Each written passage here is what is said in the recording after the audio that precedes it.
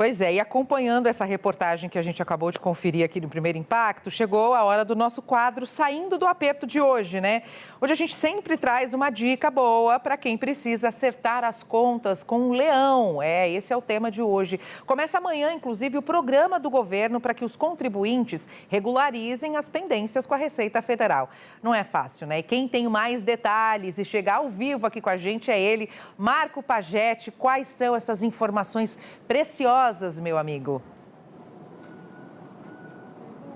Pois é, começou o programa, viu, Dani? O programa de autorregularização incentivada da Receita Federal. O que é isso?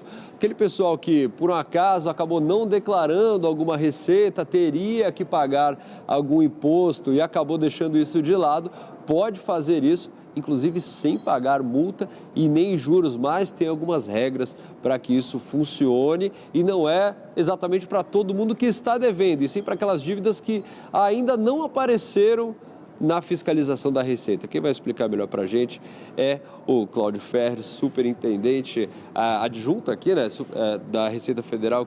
Cláudio, muito bom dia. Esse programa é exatamente para quem ainda não caiu na malha, para quem ainda não tem nenhuma pendência, mas sabe que tem alguma coisa a dever por ali, né? Bom dia, Márcio. Realmente é bem isso mesmo, né? É um programa de autorregularização incentivada e o objetivo são débitos, são dívidas que os contribuintes não declararam, pessoas físicas, pessoas jurídicas, né, empresas, até a data de 30 de novembro. Então, todo o período anterior a 30 de novembro, esses contribuintes eles podem regularizar as suas pendências com a Receita Federal e, para isso, eles vão ter os incentivos, como você colocou, né? Que é basicamente você não ter juros e você não ter multa também, desde que você cumpra algumas condições. Na prática, por exemplo, uma pessoa que teria recebido um aluguel e não declarou, uma empresa que tem alguma coisa de recebidos e não declarou, isso pode entrar nesse programa? Isso, exatamente isso. Então, vamos dar alguns exemplos para vocês. Então, uma pessoa física, por exemplo, que fez a sua declaração de imposto de renda pessoa física e no passado ela omitiu aluguéis, por exemplo, ela pode regularizar, né, retificar essas declarações e fazer a adesão ao programa e pagar esses tributos devidos em função desses aluguéis sem juros e multa. A pessoa jurídica, a mesma coisa. As empresas muitas vezes têm receitas que elas não pagaram por problemas financeiros, de fluxo de caixa, ou mesmo alguma questão que elas resolvam litigar, discutir posteriormente no judiciário.